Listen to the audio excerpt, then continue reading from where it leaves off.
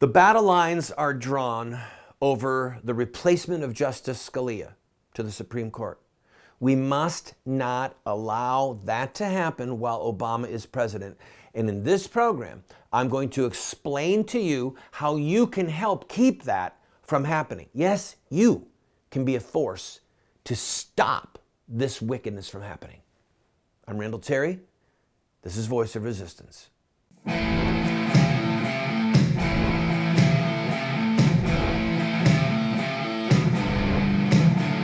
Those who forsake the law praise the wicked. Those who uphold the law resist them. Welcome to the Voice of Resistance. Here's your host, Randall Terry. Anger. Righteous anger. It's really simple, okay? Right now, more than at any point in my lifetime, the Republican elected members of Congress, both the House and the Senate, they are terrified. They don't know what to do. The emergence of Donald Trump and to a lesser degree Ted Cruz shows that they have a lot to fear. They know that there is a level of anger, rage at points from the Republican base toward them for their treachery, their cowardice, their refusal to fight. One author put it well. He said, when they promise us a victory, they give us a stalemate. When they promise us a stalemate, they give us a defeat.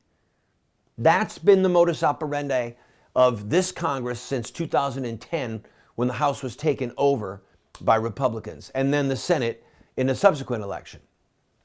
They are afraid, and they should be, all right? So, anger. There's something really simple that you can do, okay? Every single person watching this, there's something that you can do. Ready? Here it is. 202-224-3121. Write that number down. Or just dial it now. Okay? That's the number for the Capitol switchboard. If you don't know who your senators are, all right? Some states have one Republican senator. Some states, most of them, have two Republican senators. You can go to that number, 202-224-3121, and say, I live in blank. Do I have a Republican senator? I mean, if it's that desperate, do it. You can certainly go online if you don't know who they are, and most of you probably know who your senators are. Call your U.S. senator and say, when the receptionist, I'm so-and-so, dial the number, say, hi, I'm so-and-so, I'm a voter in this state, and I want you to tell Senator so-and-so that under no circumstances is he to permit a vote for a Supreme Court justice picked by Obama. Is that clear? And please let him know that if he does do that, that I will do everything in my power to see that he loses his seat in the next election, or that she loses her seat in the next election. Just threaten him politically. That's the way it works, people. We are so far past polite banter and, oh, I just wanted to call and leave a message. No. The receptionist the phone has to be ringing off the hook. And the receptionist has to be able to communicate to the chief of staff or to whoever her boss is, or to the senator, him or herself, that people are ticked and they do not want an Obama pick to the Supreme Court. You can be a part of this, okay? My wife used to work on Capitol Hill. She used to work for a U.S. senator as a receptionist in the front office. She dealt with this kind of thing all the time. And you better believe that when the phones began to ring off the hook from the constituents of the state for which her senator represented, that she would get the message to the senator really quickly, okay? And these senators, they listen. And they're listening now more than perhaps they have been in years because of Donald Trump. Yes. If you want to understand what makes them afraid, just whisper the name, Jeb Bush. Jeb Bush was supposed to be the nominee. We were supposed to have a coronation. Jeb Bush foolishly said that he was going to win the nomination without the base of the Republican Party. Some of you don't even remember he said that within the last 2 years. Ha! Ha, Jeb. This one's on you, isn't it? So it makes elected officials terrified. We've got to take a break, right? All right, I'm going to take a break. When we come back, you need to call. You need to call your U.S. Senator and you need to tell him or her, if they're a Republican, that under no circumstances are they to permit a vote. And say to them, I want you to let the senator know I'm one of those angry voters. I've had it with where our country is going. I'm fed up. And if he votes for this, if he allows a vote to come up, or if he votes for a nominee to the Supreme Court that is put forth by Obama, I will do everything in my power to make sure he loses his next primary election. Okay? Put the fear of the electorate in them. Now, for those who have just a little bit more chutzpah, a little bit more of a fighting spirit, and you're prepared to go out into public and to create a brouhaha, you've come to the right TV show. I actually have done this for decades. And I'm going to show you what to do. Can we put up an image of Lindsey Graham before we go to break? Look at this image. I'll tell you what it means when we come back. Don't go away.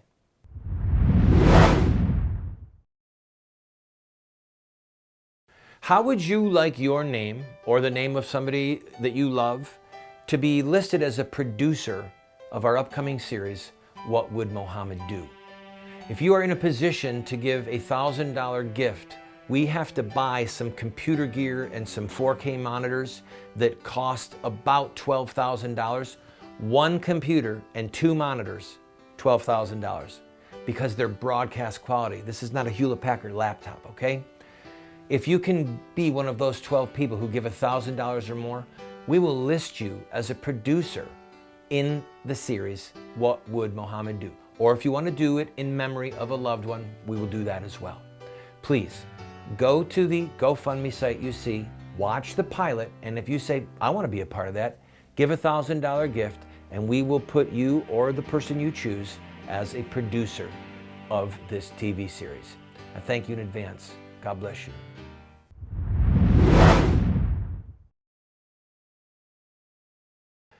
That image that you saw of Lindsey Graham, some people think, wow, that's really over the top. Hanging people in effigy, tarring them in effigy, tarring and feathering them in effigy. This goes all the way back to prior to the American Revolution, okay? So if you know your history, you know that this is right in line with the founders of this republic and the freedom fighters who fought and won our liberty. That's the kind of stuff that they did regularly, okay? So you can, and you don't have to go that far. The people that were involved in this, myself included, in going after Lindsey Graham were because he had nominated and helped confirm, rather, Kagan and Sotomayor. He could have stopped it. He could have stopped it, and he didn't. That's one of the reasons that I was so anti-Lindsey Graham from the moment he announced that he was going to run for president. I thought, you have to be kidding me. You are one of the most treacherous, cowardly men who has ever been in the United States Senate. But I digress. Here's what I need you to do. Go to our website. Email me if you want more instruction. But I'm going to make a list right now of stuff that you can do. Before I do that, you get your pen and paper.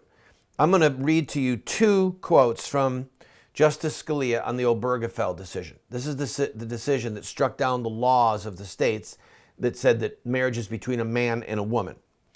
Here's what Scalia said. Today's decree says that my ruler and the ruler of 320 million Americans, coast to coast, is a majority of the 9 lawyers on the Supreme Court. This practice of constitutional revision by an unelected committee of 9, always accompanied, as it is today, by extravagant praise of liberty, robs the people of the most important liberty they asserted in the Declaration of Independence and won in the Revolution of 1776, the freedom to govern themselves.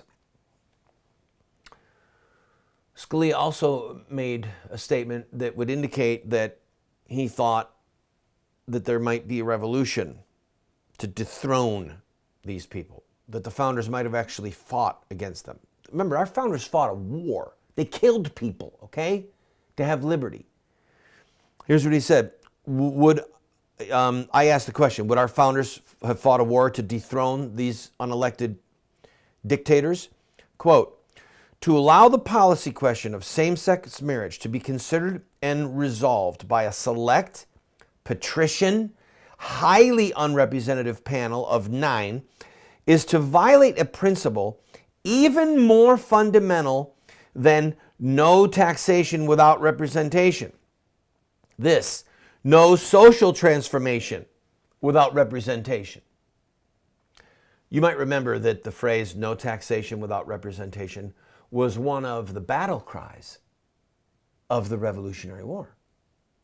We will not let you tax us, change our tax structure, unless we have representation in Parliament to argue on our behalf. The end. Okay? So they were fighting over a 1-cent tax on tea or a 1% tax on tea. Do you remember the Boston Tea Party?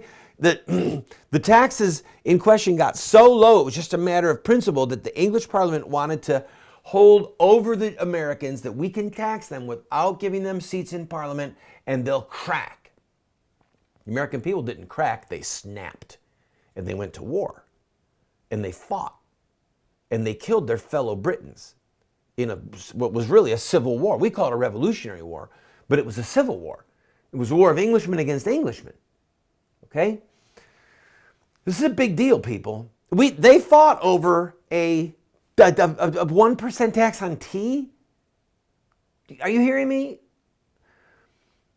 And yet, we're seeing the Supreme Court unleash despicable, bloodshedding, unthinkable crimes against God and man.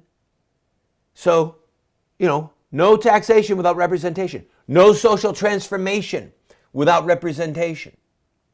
These are the words that this great man put in the Obergefell decision. He has so many words like this in other key decisions. The Windsor decision, which led up to this. But Obama cannot be allowed to fill this seat. He cannot be allowed to fill this seat. That means we have to put the fear of God, or at least the fear of us, in the hearts of Republican senators and hold their feet to the fire. And that means public demonstrations, press conferences in front of their offices. Okay? So, you got your pen and paper. Stay with me. I'm going to give you quick steps that you can do.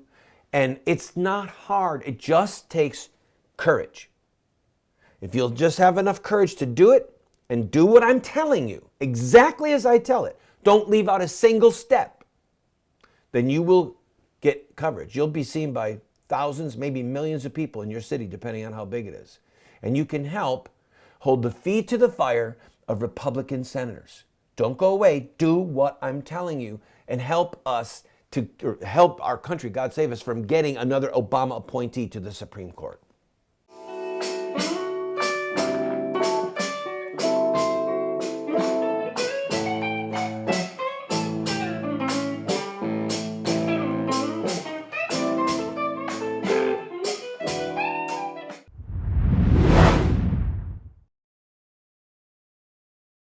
Supreme Court Justice Clarence Thomas referred to John Locke twice in his dissent in the Obergefell decision. John Locke is referred to as the philosopher of American liberty. He was a genius, and he not only believed in natural law, but he believed in revealed law, the Word of God, the law of God. And he is one of the two most influential philosophers on the founders of this republic. We are offering you this book, and I'm going to give you my book as well, The Sword. The Sword, the subtitle is The Blessing of Righteous Government and the Overthrow of Tyrants. It looks at what is the legitimate purpose of government and when is it our right to overthrow government like they did with the Declaration of Independence. We will send you these two books if you simply pay for the shipping and handling, $8, and then give whatever else you want. And by the way, the $8 doesn't cover our cost, but if that's all you can afford, we'll send them to you for the $8. God bless you.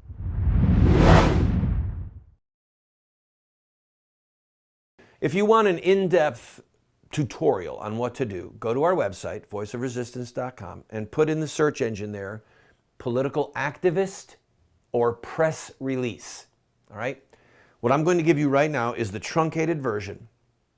And if you'll do what I'm going to tell you in the next 5 minutes, I will all but guarantee you that you will get press coverage in your community. But you must do it the way I tell you and not skip a single step, okay? Step number 1. This is actually the most important one. Decide that you're going to do it. And that's it. That you're going to do it. Not that you might do it. You don't call up your friends and say, hey, what do you think about this? You call up your friends and say, I'm doing this. Will you please join me? Don't ask their opinion. Don't ask their permission.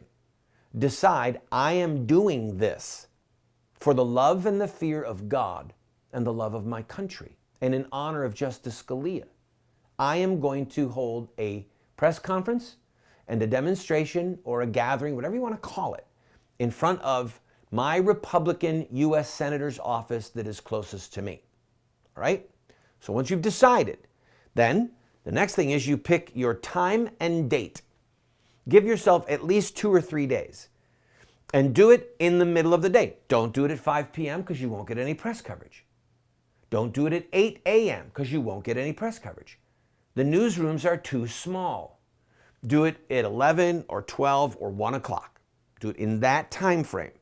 And tell the press, all right, hold on. So you pick your time and date. Now, you call up your friends and say, I'm going to be there, please come. It's going to be 30 minutes. It's not 2 hours. It's not 4 hours. It's 30 minutes. So you go then to the local office supply store and buy poster board, white pieces of paper. Hey, look at these people holding up signs, okay? This is just something, they made them. You can see these are just handmade. Buy some magic markers, Sharpies, big thick ones, and write very simple, easy to read phrases and slogans. No Obama pick to the Supreme Court. Senator, and then put name. We demand no new justice. Senator blank, honor Scalia's memory. Say no to Obama. All right? You can come up with your own. They just have to fit on those signs. So you make them. You make these signs. 3 of them, 20 of them. If you've got friends that respect you, that trust you, just get them out in the street with you. Are you hearing me, Alan, Gary? You hearing me, guys? Cross over into another state if you need to, okay? If you're in Buffalo, New York, go to Erie, Pennsylvania, where there is a Republican governor. I mean, a Republican senator. Let's not make that mistake again. All right. Then you draw up a press release. Now, again, if you want more detail, go to our website and put in the search engine press release. But if you don't do that, you just want the simple, here's how it works. 200 words at the most, 150 words, okay? And you put to, and then the press, from your name, R-E, regarding, press conference and demonstration at Senator so-and-so's office. Where? Put the address. When? Put the time and date. And then put why. Citizens, Republicans of blank, your city, are gathering in front of Senator so-and-so's office to demand that he not allow an Obama appointee to fill Justice Scalia's vacancy. Okay? They will eat this up, people. They will eat it up. All right? This is segment 3, right? Okay. So, sorry about that, folks. So you can put in your press release, then quotes then. Your name, right? John Smith says, quote, as a lifelong Republican who has been let down by Republican senators too many times, we are demanding that Senator so-and-so refuse to allow an Obama appointee to fill Scalia's vacancy. Next quote, should Senator so-and-so cave in to Obama's demands, we promise to run a primary against him in the next election and do everything in our power to force him out of office. The end. There's your political threat. Say it clearly, say it boldly, say it without apology and without equivocation. Okay? And then you go through your newspaper or your phone book, or you go online, you know who your Fox, NBC, ABC, and CBS affiliates are. Okay? They have a newsroom. All of them have a local news crew. Sometimes they'll share a news crew. There are cities where you've got a guy holding an ABC mic and then he flips it around and it's a Fox mic. It's the same news crew to save money. You contact that TV station and say, could I please have the news desk? Somebody will put you through to the newsroom and say, hi, I have a press release to send you about a demonstration and a press conference we're going to have in front of Senator so-and-so's office. Could I please have an email address to send that to? And they're going to give it to you. And they're going to eat it up. And you're going to say, we're having a protest to demand that he not confirm or even allow an Obama pick. Okay? They're going to show up. So you send them the email that has your press release written out. And then you call them an hour later to confirm that they got it. If they say, no, we didn't get it, say, well, let me send it again. Don't leave out a single step. Do not leave out a single step. Then do the same thing for your local newspaper. Do the same thing for your local news talk radio stations. If there's any of them that still have staff that actually go out and interview people, contact them. And if not, they'll probably put you on one of their locally originated talk shows as a guest, okay? Take these steps because this is how you reach your senator. He reads the front page of his paper before he reads letters to you or letters from you, okay? This is how we can create a firestorm. And if we start having these protests around the country and these demonstrations, it'll bubble up. And before long, the New York Times and the Washington Post will be talking about it. The groundswell that is happening to demand of our Republican senators, don't cave in to Obama again. Do not allow him to fill Scalia's vacancy, this seat's vacancy, while he is president. Do it, friend. Do it. You can do it.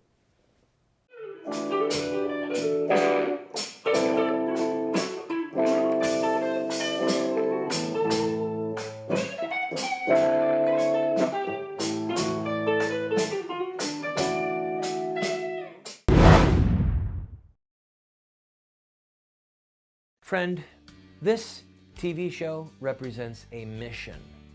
It's to be a voice of resistance to the evil in the land, but also to inspire people like you to take a stand at any level that you might be able to equip you, to inspire you, to challenge you, to give you the rhetorical ammunition that you need.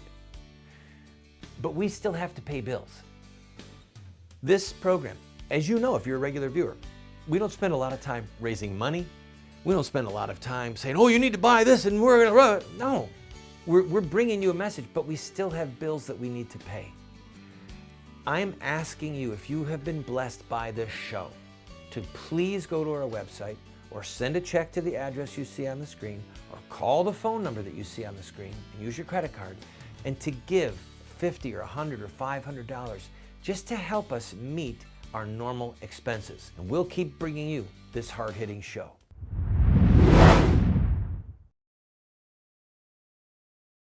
During the break, one of our studio audience said, hey, why don't you just create a Word document or a PDF and put it on your website so that people can just fill in the blank? Okay, perfect. If you've got a computer, go to our website. If you don't have a computer, I've already told you what to do, but if you've got a computer, you will see a press release that you can have there for you to use. You just fill in the blanks appropriately. Friend, if you're a Ted Cruz fan, you want to know how to help Senator Cruz? Call him up and say, filibuster, no matter what, because he promised in the last debate on Saturday night that he would lead a filibuster. And Trump said, if I was Obama, I would appoint one, but the Senate has got to stop him. The Senate must stop him. So those of you who are in favor of these insurgent candidates, all right, we'll even include Rubio in that to a lesser degree. They've all said, we've got to stop him. Give them some of the groundswell that they need, some of the cover that they need, okay? Do it. You can do it. You will get coverage. By the way, did you see that debate on Saturday night or any parts of it? It was despicable. The Republican machine in South Carolina loaded that crowd with anti-Cruz and anti-Trump people. Governor Haley, or the lady, and Lindsey Graham were each given 80 tickets each to give out. That's almost 10% of the crowd. And so you wonder why they're booing Cruz. Every time he's spoken, booing Trump. It's because it was a bunch of party hacks, okay? That's what we're up against. Please, friend, hold a demonstration, hold a press conference, and you know what? Send us footage of it and we'll play it on the air. You could be on TV. Fight for what's right. God bless you.